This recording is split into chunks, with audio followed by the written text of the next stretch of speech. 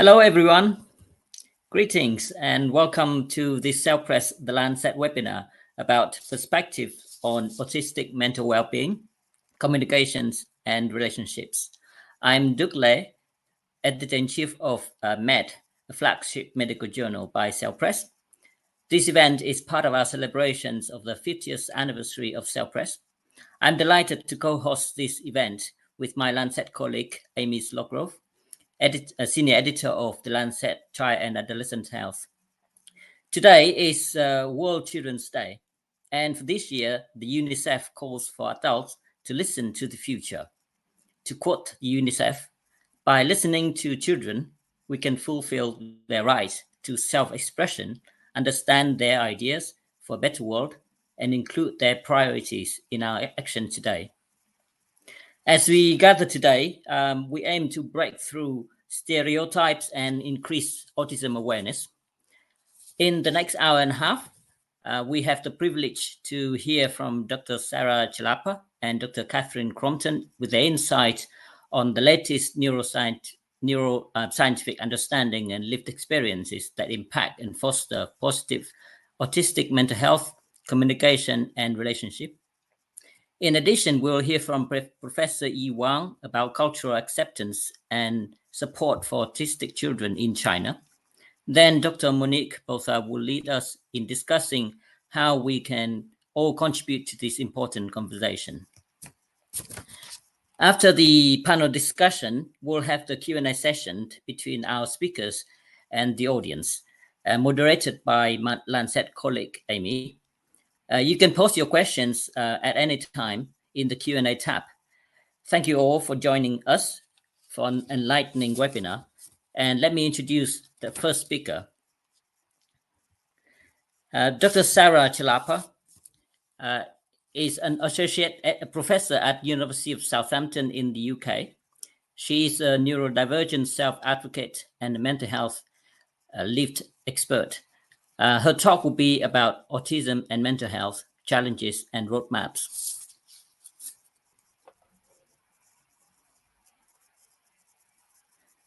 Sarah, you need to unmute yourself.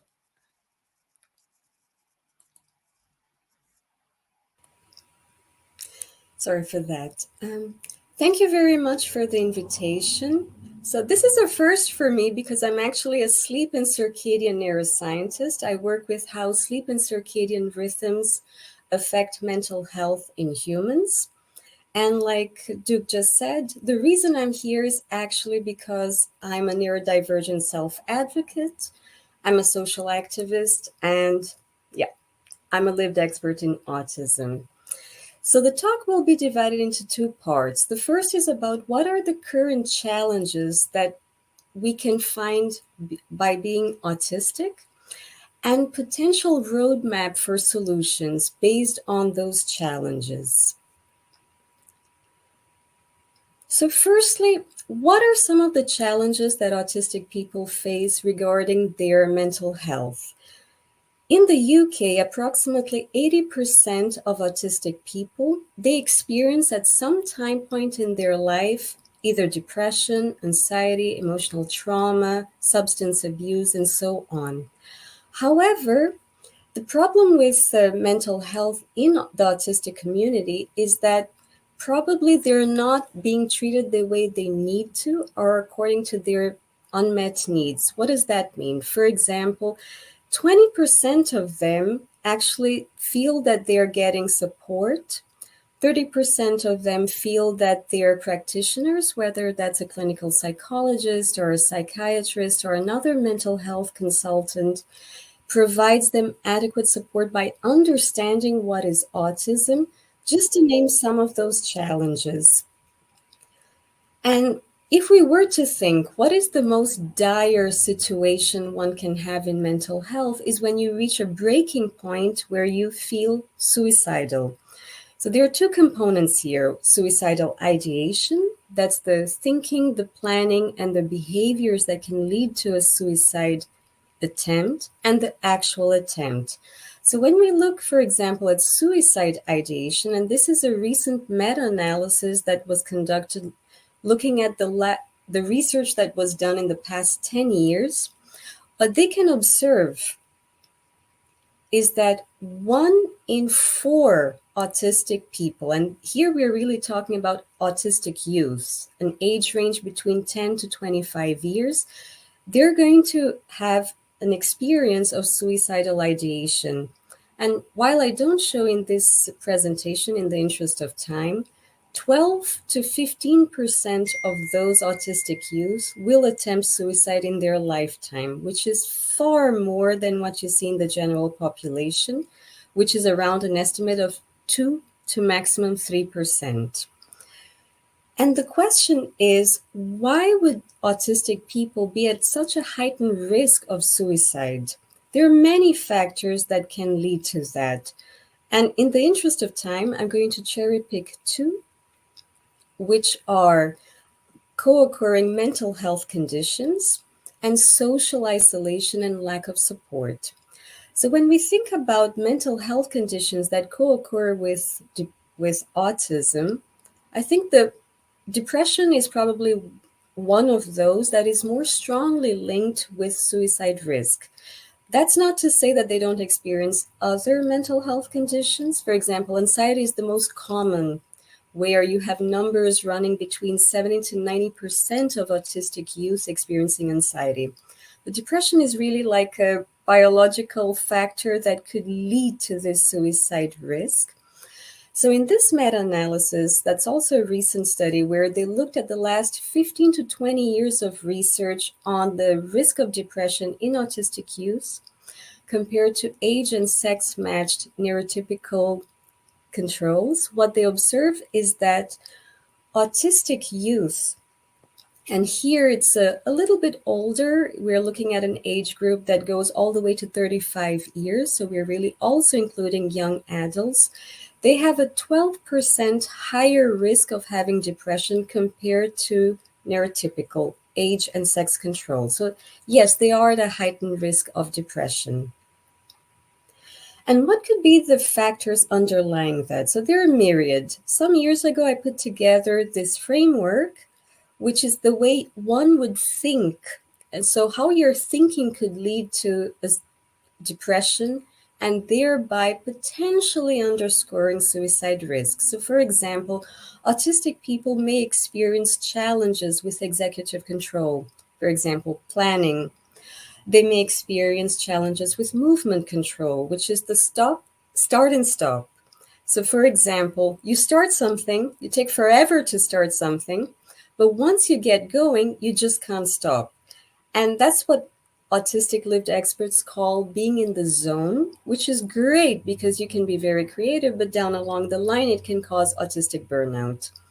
And there are other factors that could be involved. For example, issues with motivation, with arousal, and so forth.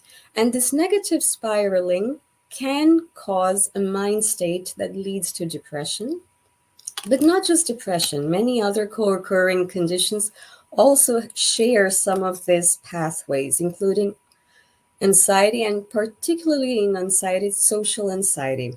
Having said that, this is just one framework that I cherry-picked, because if we look at the fundamental neuroscience studies that are trying to understand what are the biological mechanisms that could explain this increased risk for depression and anxiety in autistic youth compared to neurotypical controls, this is actually a heavily understudied research field. So we don't really know, because the bulk of the research is really focused on neurotypicals. It tends to oversee neurodivergent conditions. Now, the other component that I mentioned is social isolation. So when we break down the age, what is quite alarming is that very young autistic people, they feel isolated. And by isolation, it means you don't connect with other people. Even if you're surrounded by people who are supposed to support you, your family and your friends, you still feel profoundly isolated. And what could be the factors underlying such a high level of social isolation? For example, in childhood, it could lead, for example, to impaired motor development. That's just one of the consequences of social isolation. When we're looking at an older age group of autistic people, so we are really thinking about adolescents and young adults, there are many things that social isolation can result: an increased risk for depression, an increased risk for anxiety. And of course, because I'm a sleep circadian neuroscientist, I cherry picked my favorite, which is challenges with sleep. What are these challenges with sleep? There are many of them. So I think the most pressing thing that you should bear in mind is that 80% of autistic people in their lifetime will have a complaint of a sleep disorder. And of those myriads of sleep disorders, it could be restless leg syndrome, it could be sleep apnea, which is the difficulty to breathe during sleep.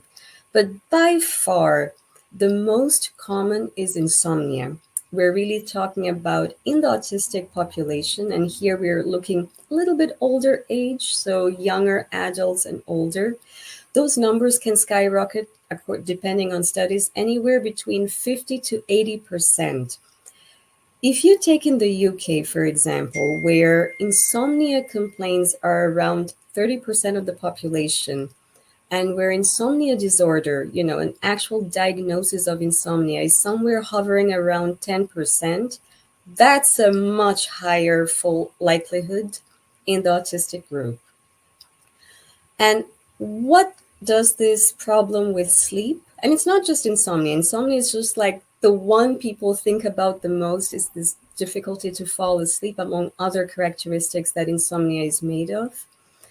What is the consequence of that? So when we look, and this is really the general population, this is work that I did together with an international team of collaborators led by Nicholas Meyer and Rensky Locke.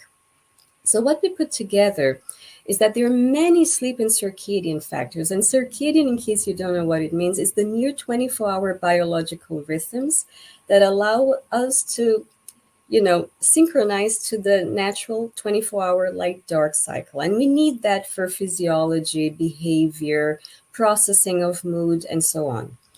So there are many factors that can disrupt sleep and circadian rhythms. For example, inappropriate light exposure, inadequate sleep, a poor diet, or mistimed eating, for example, not just the content, but mistimed eating, a genetic vulnerability, changes across the lifespan, changes in your gut microbiome, because the gut and the brain are essential for emotional regulation, among many other factors, being a night shift worker, for example.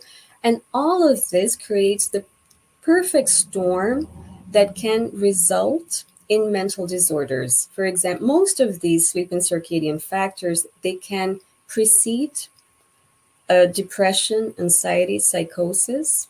They can continue like a negative spiraling. So you can only imagine, if that is the landscape for the general population, what is it going to look like in an autistic person?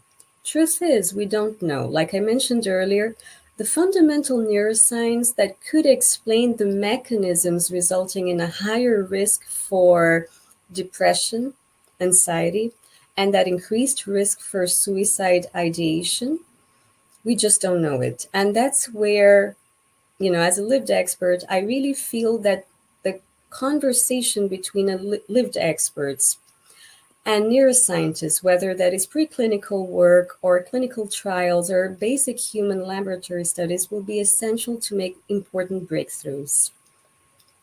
So together, all that I have said so far leads us to this statement: autistic youth are indeed at a heightened risk of mental disorders. So that's the challenge that we have in the 21st century. What are the solutions that we have for now? And what is it that we can do down along the line to help improve mental health and quality of life in autistic people? So the first solution I can think of, which I think makes sense for any lived expert, is that we need to reframe autism. We need to rethink what is autism, for starters. So there are many disability models out there. There is the medical disability model that autism has been historically treated as autism spectrum disorder. So it is a medical condition that requires treatment and cure. Although I'll give the credit to medical disability model that it's less about cure now, more about treatment. But it still reframes an autistic person as a patient who needs medical support. You also have charitable models where autistic people receive support from charities. They're well intended, but sometimes they take over their voice and their representation.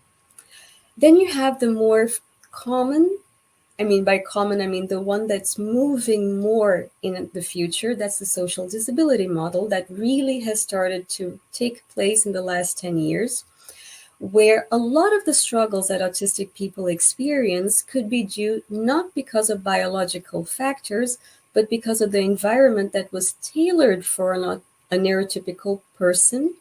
It's not tailored for neurodivergent, and that mismatch, that misalignment between one's needs and what is met in society is just not there. And that can cause social isolation, miscommunication, depression, and so forth. One that I'm particularly a fan of is the identity model. So this is a blog, and this person puts forward this statement, which I'm going to embrace because I fully agree with it, where identity model means you take ownership for who you are. Being autistic is not just, oh, it's something that you have. You shouldn't think about it as label. You're more than that. Actually not. If you think about it, autism is just a different brain phenotype. Like the natural landscape in the world, there are different brains. Autism is one type of brain. And you take ownership for that because it's not a disability, it's your identity. Where it's a bit different from the social disability model is that it's you come first, not exactly society. You come first. And those who embrace the identity model, I can say for myself, you're fearless in advocating for your needs. You will hold society responsible for their actions, and you force through your voice, by being present in that moment, that society needs to be equitable. It's your right. It's not something that society gives to you just out of the goodness of their heart. And the second one is removing the barriers to healthcare that is encountered by autistic individuals. What are some of those barriers? So when you compare autistic people with non-autistic people, they pretty much get it rough in every type of healthcare support. They have more unmet mental health conditions, physical conditions. They don't receive proper treatment. They don't receive timely treatment, just to name some of those. So how can we break through those barriers to make medical care and healthcare across the board more equitable? So there is a framework that I have to thank Amy for sharing, because I only learned about it very recently before my talk. It's called the Autistic Space Framework. SPACE, which is an acronym for sensory, understanding one's sensory needs, which are very different from those experienced by neurotypical people. As a light researcher, I can say, for example, artificial light solutions are not made for autistic people. Most light settings, there can be pretty hazardous, and they can cause sensory overload. Another one, for example, and I'm not going to go through in the interest of time, but there are many layers of that. I'll go all the way to the E, which is empathy. What is empathy? Trying to understand another person's emotions and their emotional landscape, because there is still this running misconstruct that autistic people lack empathy, which really comes from miscommunication and the double empathy problem. You think that because you communicate in one way and the other person doesn't communicate in a way that you understand, that they lack empathy. It's got nothing to do with empathy. If anything, we have it in leaps and bounds. It's just trying to understand how can you bridge the gap to understand the unmet needs of autistic people. And last but not least, this entire session is about autism, but autism always comes with friends. That's what we usually say in the in our community. And I deliberately use the infinite pride symbol that is borrowed from the LGBTQ plus community. It's the rainbow flag that is a symbol of pride. And the autism symbol is usually gold, but when you want to, you can also reframe it as the pride symbol, because this is part of the identity model where the same way an LGBTQ community takes pride in who they are, we take pride in being autistic, take pride in being neurodivergent, and the plethora of diversity that comes along with it. So what did I put forward in this commentary that was in the Lancet Child and Adolescent Health? First and foremost, autism is not a pure phenotype. That's a misconstruct that's harmful in terms of every level, not just society, but also when grant funders think that it's pure phenotype, it's pretty bad. Because up to 65% of neurodivergent people have autism and ADHD, for example. So you cannot just talk about autism. You have to talk about ADHD. You have to talk about dyslexia, dyspraxia, Tourette's syndrome. You have to talk also about the co-occurring mental health conditions like OCD, PTSD, and so forth. So we need to start thinking that we need to screen not just for autism, but we need to screen for multiple neurodivergence in the same moment. We also need to consider that if you just give a single diagnosis, this is going to result in a delay in the second diagnosis. We also need to provide adequate support system, that can understand not just autism, but the entire plethora of neurodivergent identities. And there are many solutions for that, using standardized methods in, for example, psychological or psychiatric evaluation, where you assess multiple neurodivergent identities at once, even if the referral was only for autism. Considering that autistic people are high risk for suicide, they will end up in ERs. They have a high risk of substance abuse. They can end up in a forensic setting or in an emergency setting. So even if someone is undiagnosed for a neurodivergent condition, consider asking those questions, because you're going to provide them not only an explanation, but adequate support. And of course, we need more research, because when we start thinking about preclinical models, human laboratory studies, and clinical trials that are trying to understand the heightened risk for mental health conditions like depression and anxiety, in this youth population, there is virtually nothing out there. And I don't mean that to demean colleagues. We just don't think about neurodivergent people. We think neurotypical. And we are missing the mark by a mile when we do that, because whether it's depression, whether it's anxiety, whether it's PTSD, whatever the mental health condition, autistic people are the most vulnerable. And we are missing providing them meaningful understandings and solutions by not funding research for them. And if I can give a take-home message for this entire talk, is we should care. And we should care is code name for compassion. Thank you. End of talk. Fantastic opening presentation. Thank you very much, Sarah. So our next speaker will be Dr. Catherine Crompton, Chancellor Fellow at the Centre for Clinical Brain Sciences at the University of Edinburgh in the UK.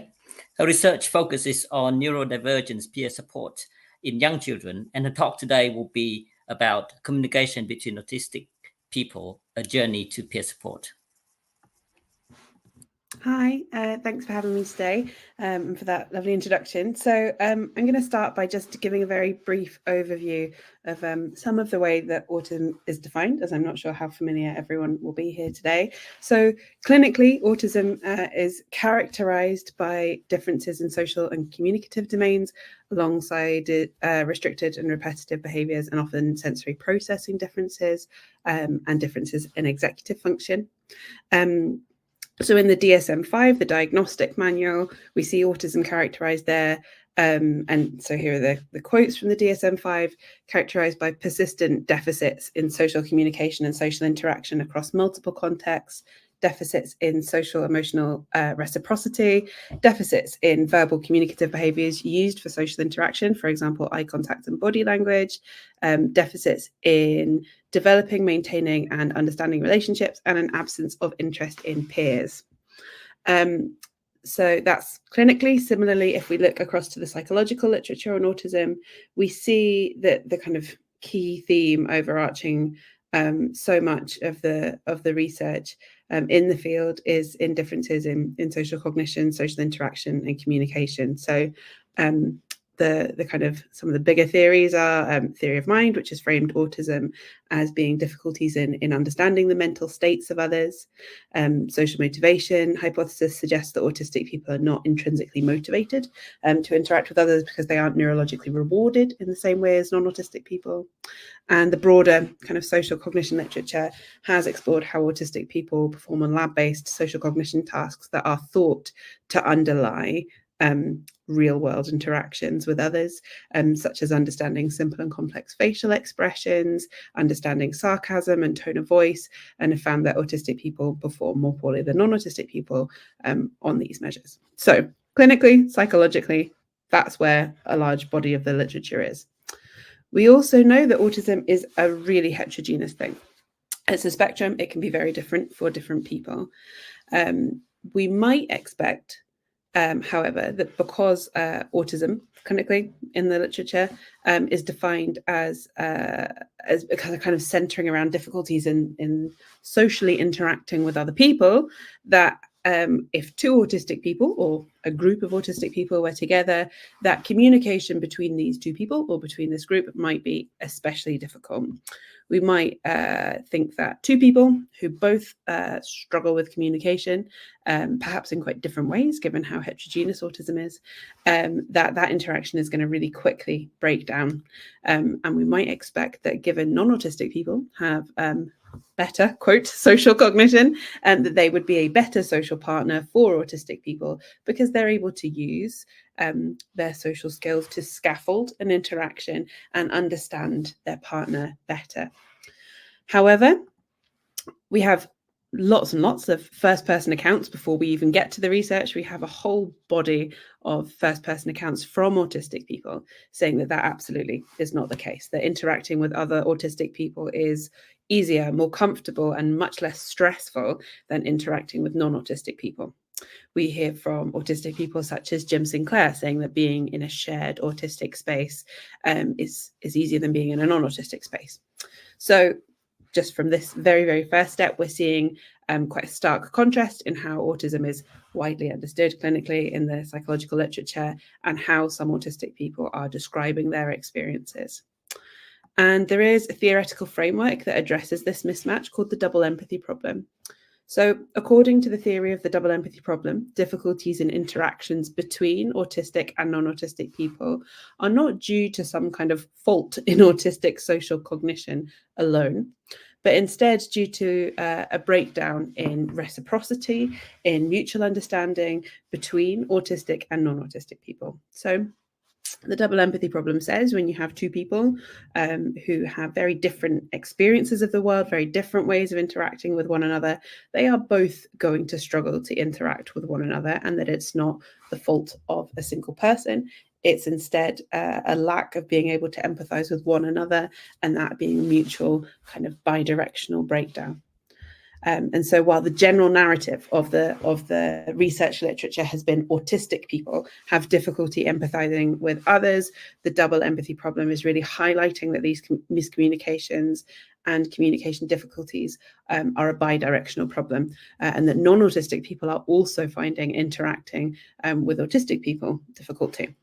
So in my lab, we wanted to look at the double empathy problem empirically, and to kind of test it within social interactions. So we wanted to find out if there was a way that we could quantify a difference in interactions between pairs of autistic people or groups of autistic people, pairs or groups of non-autistic people, and pairs or groups where we had a mix of autistic and non-autistic people. And we wanted to find a way to test this, to test the double empathy theory within an interaction in a kind of robust and quantifiable and scientific way. So we came up with something called a diffusion chain method, which has been used a lot in evolutionary psychology. And what it does is it allows you to look at how information is shared in a kind of controlled, quantitative way. And so it's kind of easiest to think of a diffusion chain a bit like the game telephone. So the way that it works is you get a group of people. So in our case, we got groups of 8 people, and you give everyone in that group a number between 1 and 8. And then you teach the person who is number 1 a skill or a new piece of information. And that person then has to teach the second person. That person then has to teach the third person. The third person teaches the fourth person, and so on until you get to person number 8. And then what you can do is you can look and see how much information is being passed on at each point in the diffusion chain, and kind of the integrity of the information that's being passed on within different groups. And so we wanted to compare information sharing when everyone was autistic in a diffusion chain, when everyone was non-autistic in a diffusion chain, and when we had these mixed chains that alternated between autistic and non-autistic people.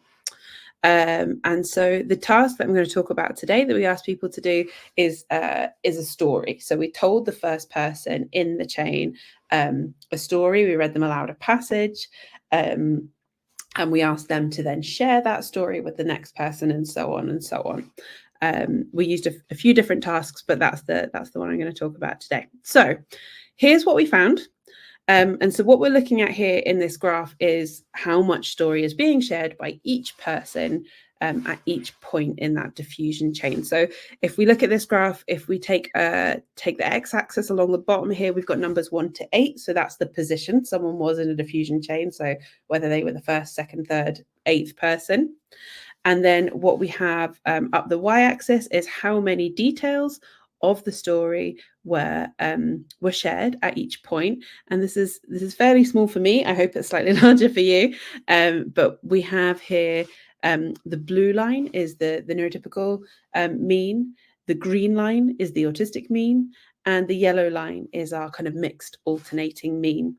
So what we can see from this graph here is that when you have groups of autistic people, they share about the same amount of information as groups of non-autistic people. They look like they are kind of performing the task fairly similarly. So you can see that those lines are overlapping. However, when you have groups that alternate between autistic and non-autistic people, it's when you have the scores that are shown on this yellow line here, and that's when it seems that there's a difficulty going on in that social interaction. More information is being lost, not as much information is being shared when we have this mismatch between autistic and non-autistic people. So I'll also point out, actually, before I move on, we've just finished a replication of the study in a much larger sample. So we've done this in a group of about 320 participants now, a replication study, and numerous other researchers in this field have done studies in this area with very similar findings. So we know that autistic people share information, build rapport, and get on better with other autistic people than they do with non-autistic people, and that non-autistic people get on better with non-autistic people than they do with autistic people, and that there are selective issues in terms of not only things like information sharing, but also in terms of building rapport, and how successful and smoother an interaction is when we have these mixed neurotype situations. So we'd done this work in the lab, and it will not have come as a shock to a lot of autistic people. As I said, we've been hearing for years that this is something that autistic people have been experiencing. So we kind of wanted to know, what can we do with this information next? Can we do anything useful in the real world to have some real world impact? So the natural kind of pathway, translational pathway to a kind of real world study is using a peer support model, where autistic people spend time with other autistic people in real world settings to kind of support one another and spend time together and have a nice time. So we have done some work in my group around peer support for autistic people in different contexts. So in my lab, we've done work with adults who have just received an autism diagnosis in adulthood, with autistic people who are living in supported living environments. But the project that I kind of want to talk about today, given that it's our kind of childhood special event here, is about our neurodivergent peer support toolkit project, which is designed specifically for young people of secondary school age. So there we go. Here's our neurodivergent peer support toolkit project. So why did we choose to do a peer support project with school-aged kids? So we know in Scotland, where I live, that approximately 16% of students in Scottish schools are neurodivergent in some way. So not just autistic, but as Sarah was saying, often things co-occur, but if not, there are also many, many, many ways to be neurodivergent. And also that 95% of these students are educated within mainstream classes. So that means that they are not in schools that are specialized for autistic students. They are within a kind of general population in a school. And we know that many neurodivergent kids and young people experience difficulties with things like peer relationships, bullying, and feeling a sense of belonging at school. Now, peer support interventions for autistic young people and autistic people generally, it's not a new concept. However, peer support, as it's often been termed, is not peer support. It's been used when pairing autistic young people with neurotypical young people, with the aim of supporting autistic people to develop basically neurotypical social skills and to be able to mask their autism in order to fit in with neurotypical kids. So rather than enabling neurodivergent young people to develop a positive sense of identity, to be themselves, to make friendships and relationships on their own terms, peer support often is used when pairing autistic young people with non-autistic young people for that purpose. So that's not what we're doing here at all. We are working with autistic and neurodivergent young people to facilitate a space where neurodivergent young people can spend time together. And so we first worked with a group of autistic young people specifically to ask if they'd be interested in peer support at mainstream secondary, and found that they would.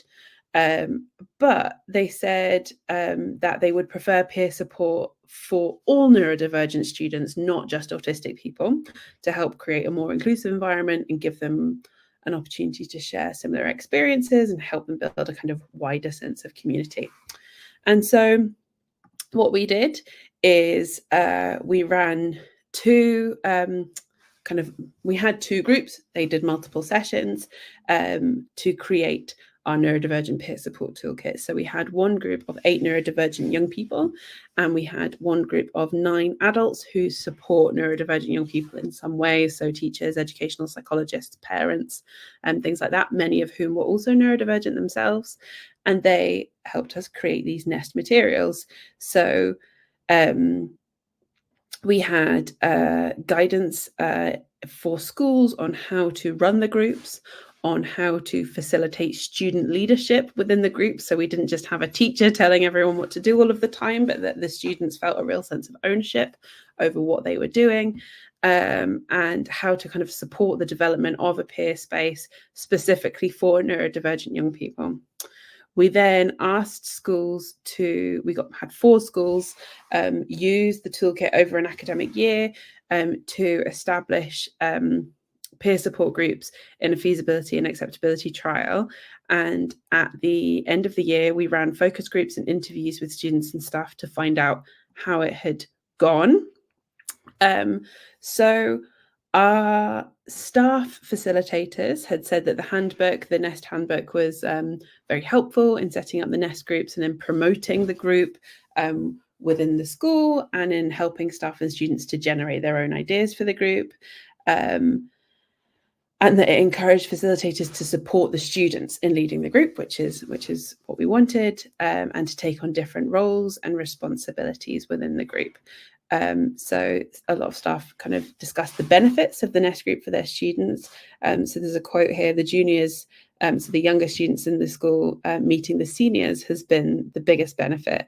I think the seniors enjoy the feeling of being a mentor, and the younger ones, when they come from primary school into such a big school, seeing the visible success of 2 seniors, how they are coping with it all, and thinking that's going to be me in a couple of years. They were great role models to them. So good feedback there from the staff and the benefits to the students. Students also told us that the NEST activities were fun and provided opportunities to socialise and talk about their special or focused interests in a way that was framed positively, which is fantastic. So one student said, "I can socialise for a change. I don't usually talk to people much, and I talk to people here, and that's fun." Students also discussed and reflected what being neurodivergent meant to them. Some students talked about their experience of getting their diagnosis and what that was like for them. And so, one said, NEST gives you a sort of wider window on how not everybody is the same, everyone is different, and you get to understand that in a deeper level in a way. And also, NEST groups were a comfortable, safe and quiet space within the school, which was also very important to a lot of younger people. The groups helped establish friendships between students and helped reduce loneliness. So one student said, "I found people similar to me and I don't feel alone." And some older students, as the teachers had said, used NEST groups to mentor the younger students. So one said, "For me, it's kind of fulfillment. I'm influencing younger people in a good way and trying to prevent people growing negatively." And students also felt like they benefited from building relationships with the facilitator. So I feel that it's better with these 2 staff members because they have a better understanding of neurodiversity than the other teachers. So we then kind of tidied up the resources after the pilot trial. We kind of incorporated the feedback from the staff and students that they'd given us, and we launched the Neurodivergent Peer Support Toolkit earlier this year.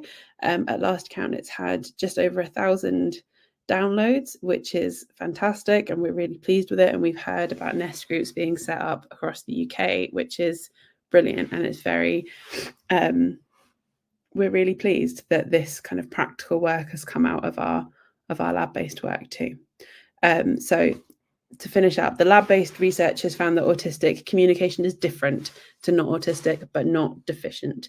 Relationships between autistic people, or more broadly neurodivergent people, can be especially beneficial, and there can be positive real-world applications to these findings, including peer support across multiple settings.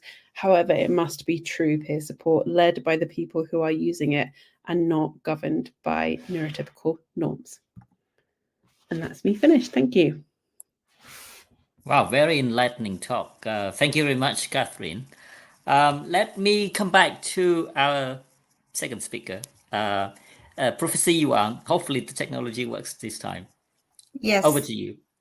Okay, so let me share my slides. Screen.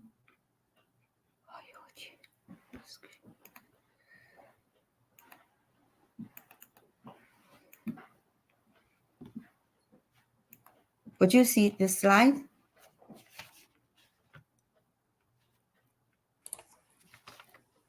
Can you see the slides?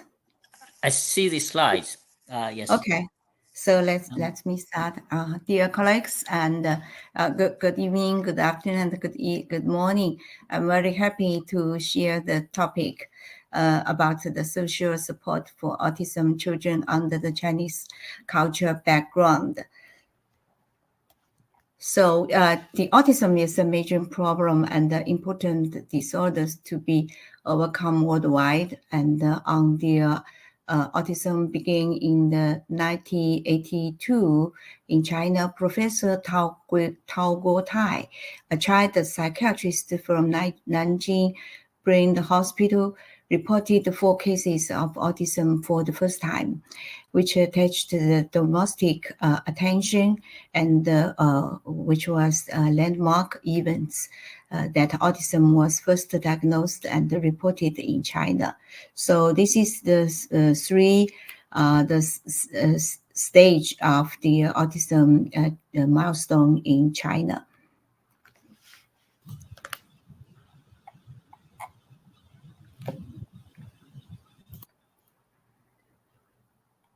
So over the past decades, the epidemiology of the autism has changed for the global prevalence to be on the rise. In 2014, I just developed worked as a project leader, a national epidemiological survey led by the Children's Hospital of the University team, and to get the prevalence survey in 8 major cities across the country. And the prevalence showed during the 6 years to 12 years of age, the autism spectrum disorder was the 0%. And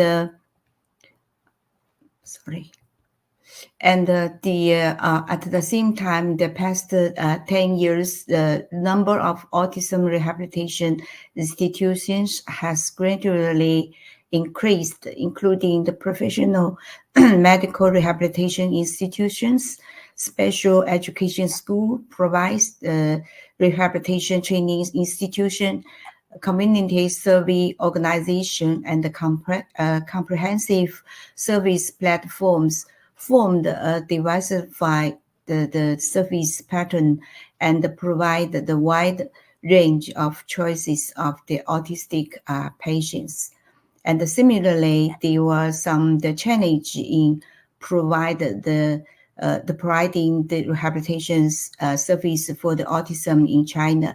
The geography showed that the distribution of the rehabilitation institution is uneven, with the large number of institutes and abundant resources in economically developed area, while the remote the area and economically underdeveloped area has few institutes and a relative low service level.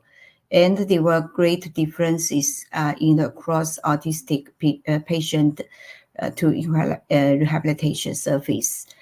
In 2022, our team conducted the research and investigation on the rehabilitation service in western part of China, where the diagnosis and the treatment resources are extremely limited, and it's urgent to build a new diagnosis and treatment model to improve the clinical service compatibilities. Through 2 years of practice, the contribution of the rehabilitation model has greatly improved the rehabilitation service capacity of autism. So here is our survey result in the cross-section study in the southwest part of China. So that's the same the results.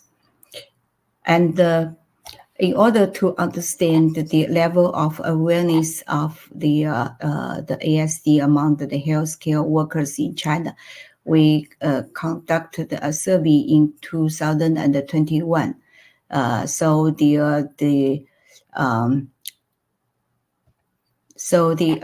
lowest the awareness and the knowledge of ASD in southwest China, that shows there is a need to raise the awareness and the knowledge of ASD in the east and in the south and the west part of China.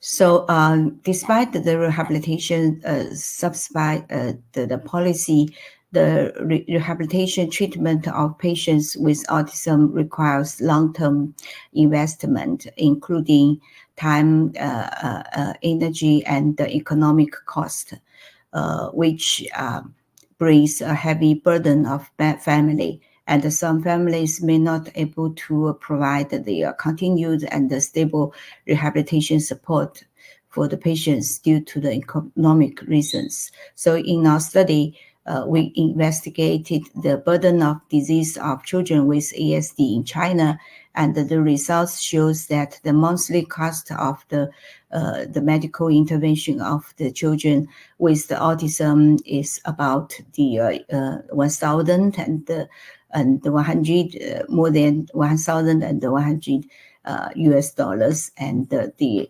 monthly cost of non-medical intervention was about the more than 300 US dollar. So the annual burden of patients with the autism is about over 13,000 US dollar. So the early screening and early intervention of the autism are very important for ASD.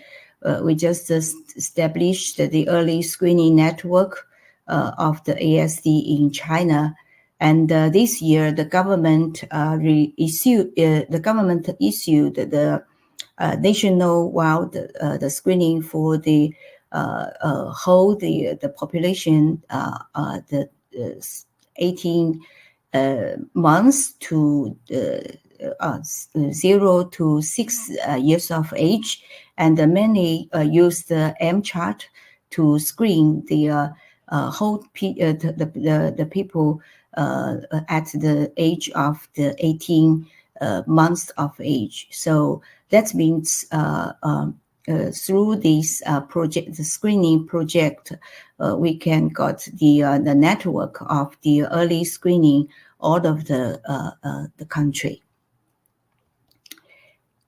And in 2014, our team induced the ESDM to China, and we just get the several the training basis for the ESDM. That means the early start Danfo model for the younger, the Chinese, the toddlers with the ASD.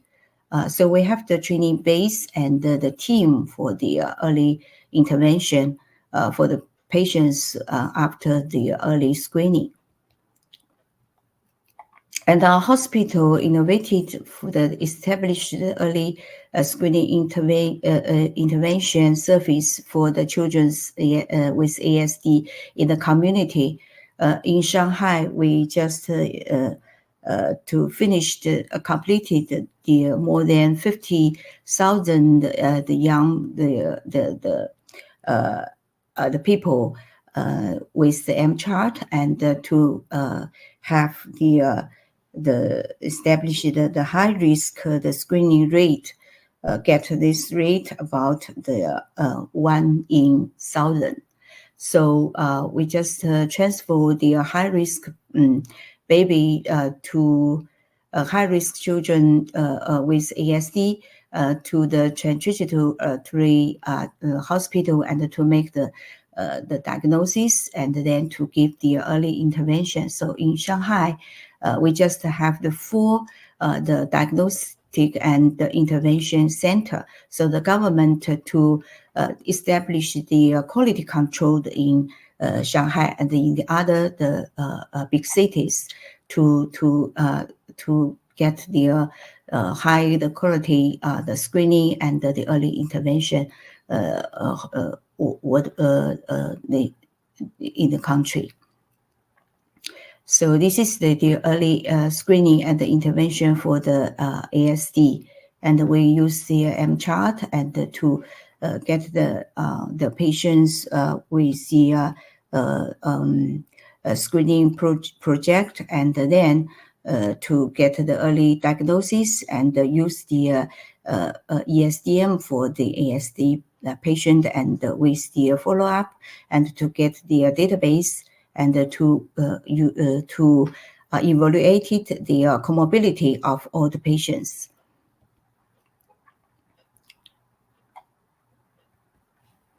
So here we just get the positive rate this year.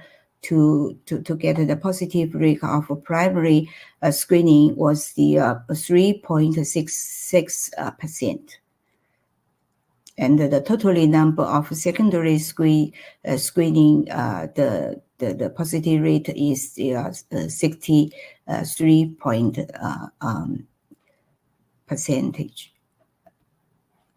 percent. So here is the 14 children the ASD intervention, the outcome, and we just to give the early intervention, and to have the some teaching courses for parents, and to give the follow-up for all the patients with the early intervention.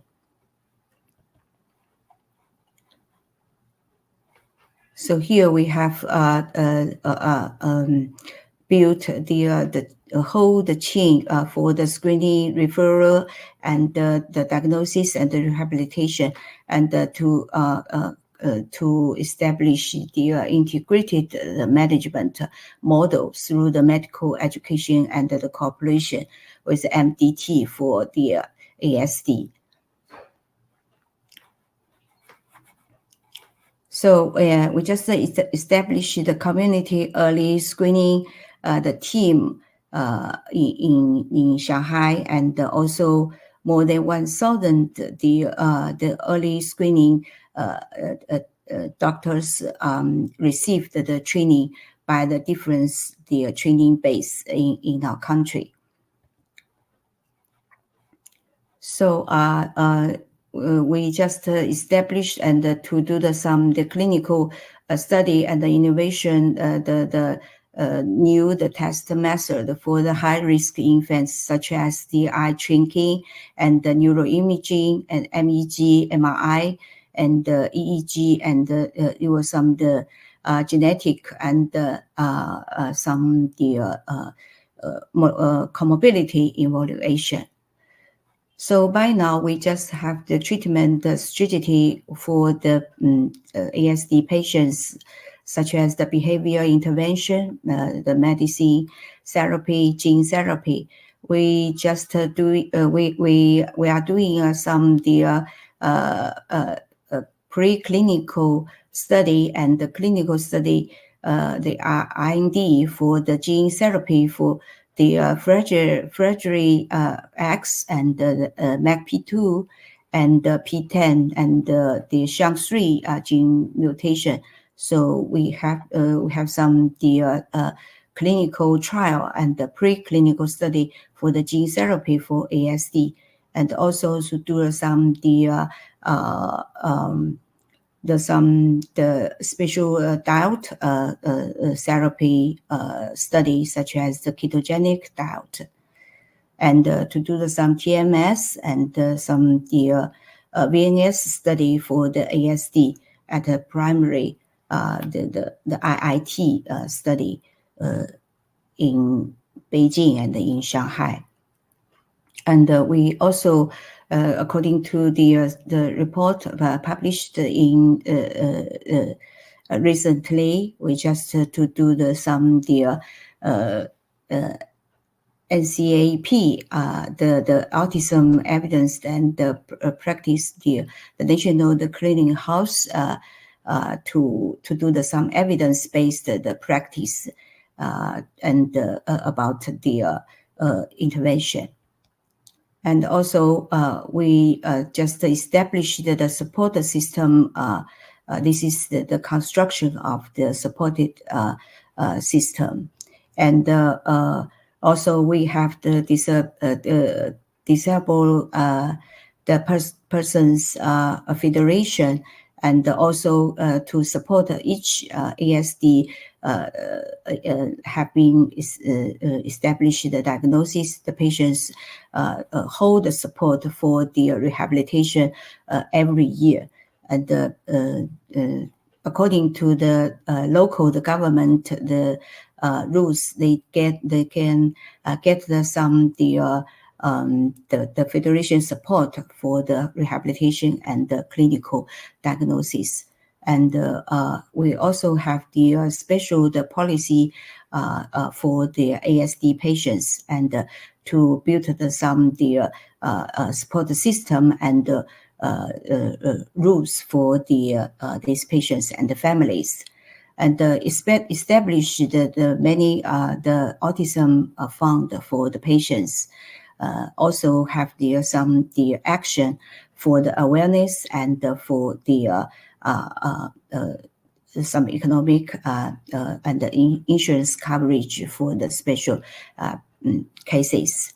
And also we have some charity activities, such as some the awareness actions in the different cities, and the family caring the activities. And also in a hospital, we have set up the first autistic children's basketball from the 2017, and so each year we just have some training program and to competition and to have the awareness activity for them.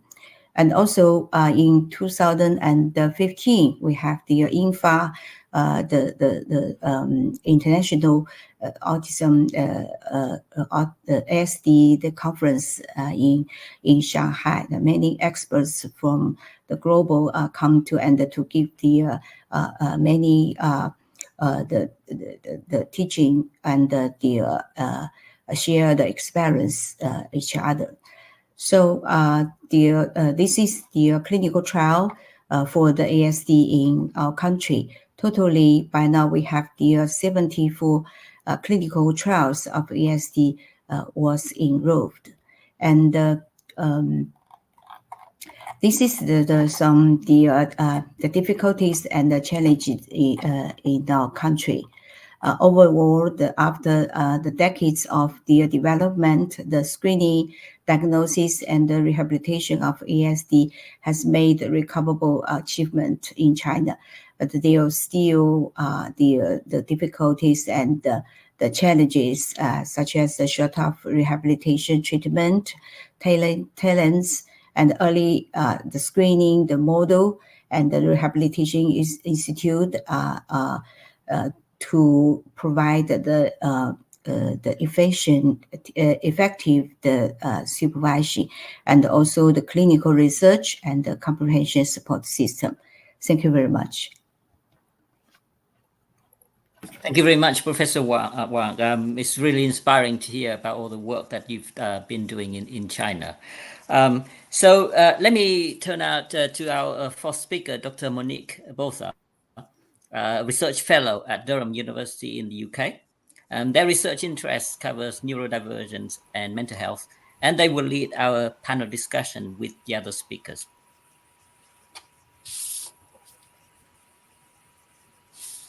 Hi there. It's lovely to be involved. So just for context, I'm an autistic and ADHD research, and I do a lot around minority stress, ethical autism research, and have a considerable focus on what, quality in autism research looks like. I lead a lot of co-production and co-produced autism research, and I'm excited to be here today with the panelists.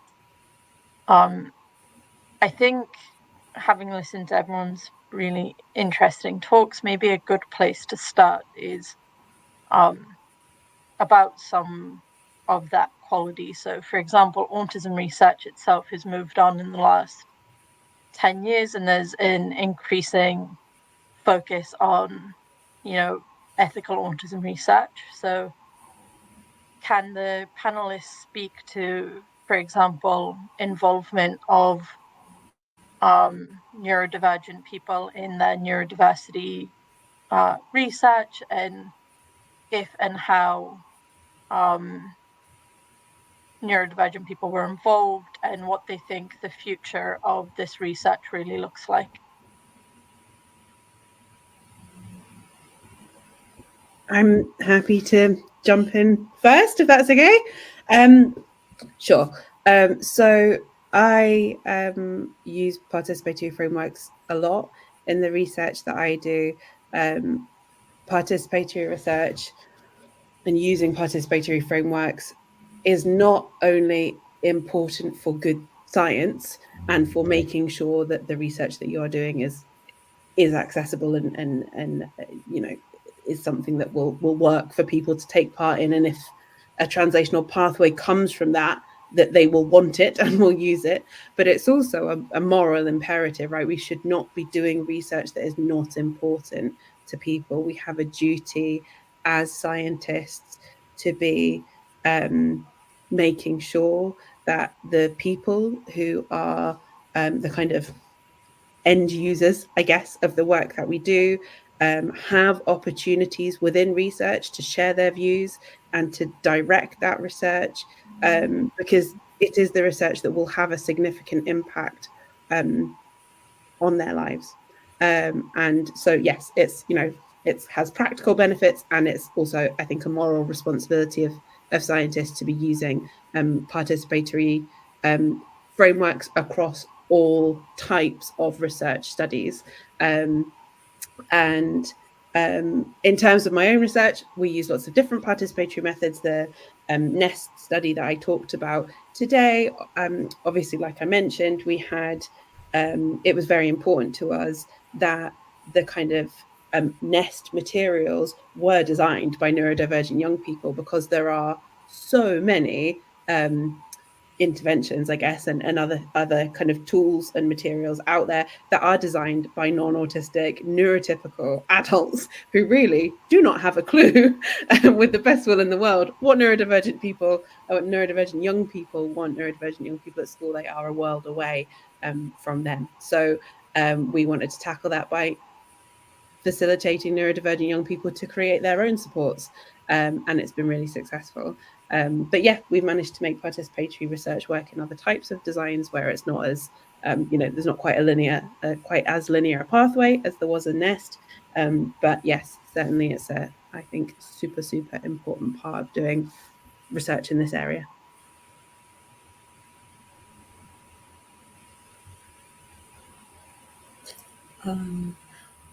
If I can butt in. Yes. Could I just remind panelists, when you're not speaking, to maybe mute your microphone just in case there's any feedback? Yes. And feel free to jump in there, Sarah. Loved your answer, Catherine. I would go one step further from because I'm not an autism researcher. Like I said, I'm a sleep and circadian neuroscientist. So where I feel we need to go one step further, and I think we're getting to that point where grant funders are starting to realize that you cannot do research in any mental health condition without lived expert panels co-participating across the board, like in committee members. Like, you would have steering committees where you have panel of scientists involved. You also have similar steering committees for people who are lived experts on a given mental health condition to inform your research. the importance of that is not just, a requirement in science. Also, it's a moral imperative, but also because it's how we're going to rethink science in creative ways. Because take, for example, study like in fundamental neuroscience, sleep and circadian studies. I'll use this example. So let's say you have a given question. It's very interesting for your peers, but how does this reflect quality of life in a given group?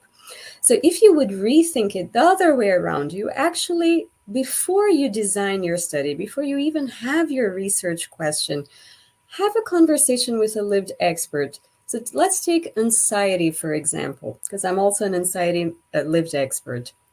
I think the most important question I can think of for anxiety is, why me? Why do I have anxiety? Why do I have social anxiety? Why do I have PTSD? Why doesn't my friend have it, or my family member? So we're really talking about individual variability for anxiety, where someone is anxiety resilient or anxiety sensitive. So that's the question. Now you throw that back to a scientist who does preclinical animal work or clinical trials in humans or human laboratory studies that are, like the human match for preclinical work in mice models.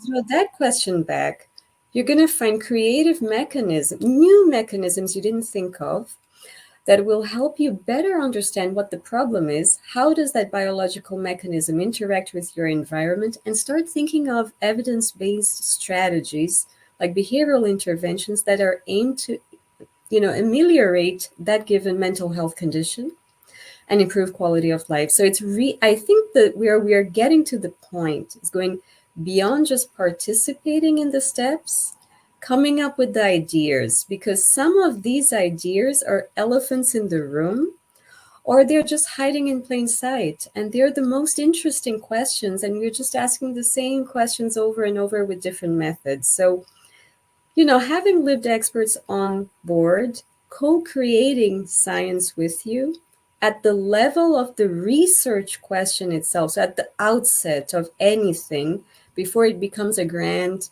a successful grant application, and an actual research and publications, you get more creative.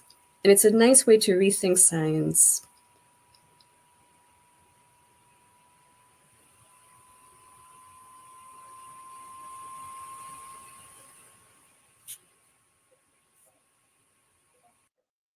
You're muted. Sorry, I can see that you're talking, but Okay, hear me? So, your question is about the clinical research in the future. So, as a neurologist, we have the MDT for the autism, not only the neurologist, but also the psychiatry and the psychological doctors and the healthcare, the doctors, and we just focus on the pre-clinic, the early intervention. So we needed to get some screening with some tools and some available facility, or with the AI to find to get the early screening for from the children. That's the one point. Another side, we just to do the etiology study and to find the biomarker for the different etiology with the autism. So we just do the genetic and do some omics, such as the genomic and the protein and the metabolic study for the autism people. And also we need to do some clinical trial to give the good quality and good intervention for the ASD. So that's the three strategy for the clinical study for the autism patients. I wondered whether the panel could speak to autistic people's priorities for autism research and the families of autistic people, and the research on what it is that they particularly want from research.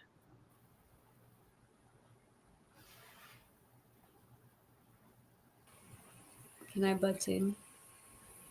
I know your work, Monique, on that. This study that was done in Scotland.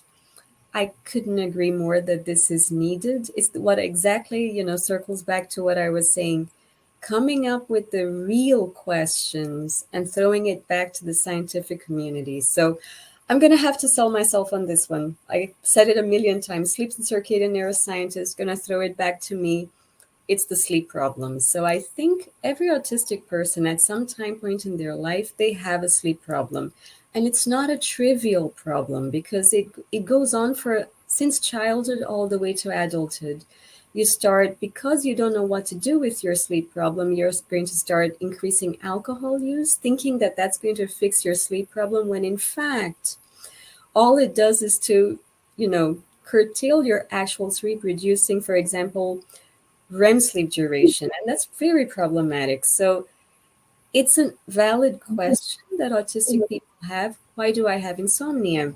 Now, what is surprising is that if you actually think about evidence-based sleep and circadian behavioral interventions aimed to improve sleep quality in autistic people, you can count it in the fingers.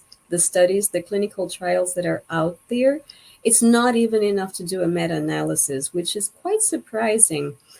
And I think a reason for that, at least in my field, is that historically you only think in terms of neurotypical. So it's one size fits all, throw it to the general population, and there it goes. We're starting to realize that we need to start thinking about age, starting to think about biological sex. We don't even think of gender diversity, least alone neurodiversity. So I think that because it's such a pressing problem, and it's like something that at least 80% of autistic people complain in their life. And because autistic people complain about their mental health, because they complain about their poor quality of life, and these are all interrelated constructs, like that pie chart that I showed, sleep and circadian factors are at the core of every mental disorder you can think of. And they heavily affect quality of life. I think this should be top priority. We do need research on that. And I'm guilty of charge because I don't do research on that. So I'm going to have to beat myself up on that.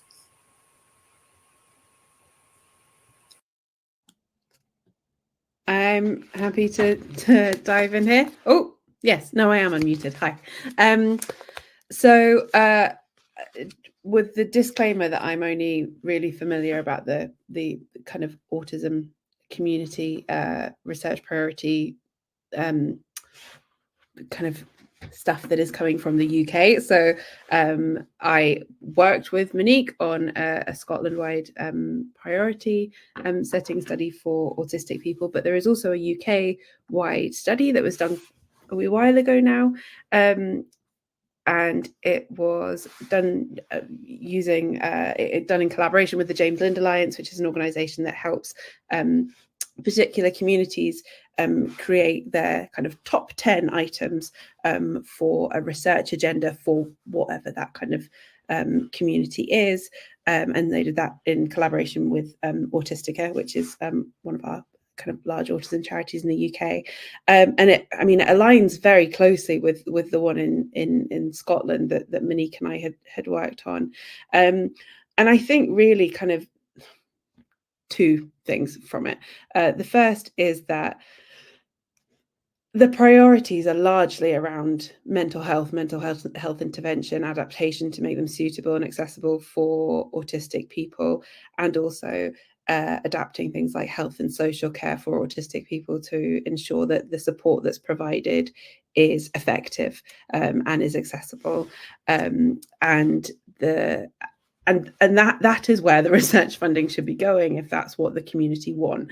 And we also know from reports, again, I'm talking about UK-based reports, that is not where the research money is going, that tiny percentages of research funding are going to things like support services. How do we understand how to better improve health, social care, education for autistic people? It's less than 5% in the UK that is going on that, and masses are going on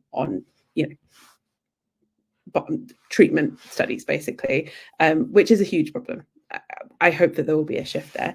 The second thing to say, it kind of links back to what you were saying before, Monique, which is that while we do have these, say, the James Linder Lyons top 10 items, they are still fairly broad brush, right? Because they're big topics. It's like, what interventions are best to improve the mental health of autistic people, which is a great topic area.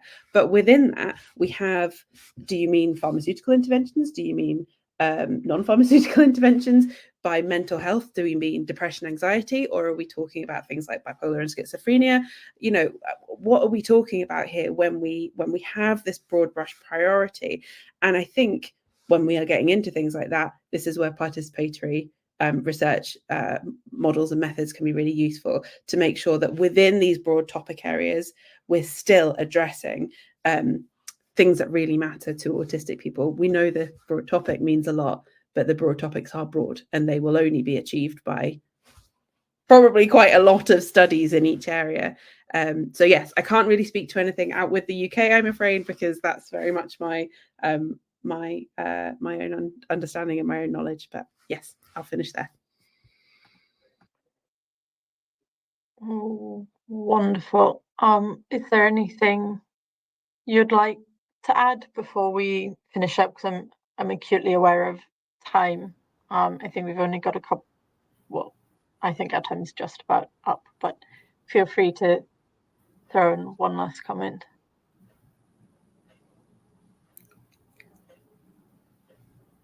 In Shanghai, we have some community a team for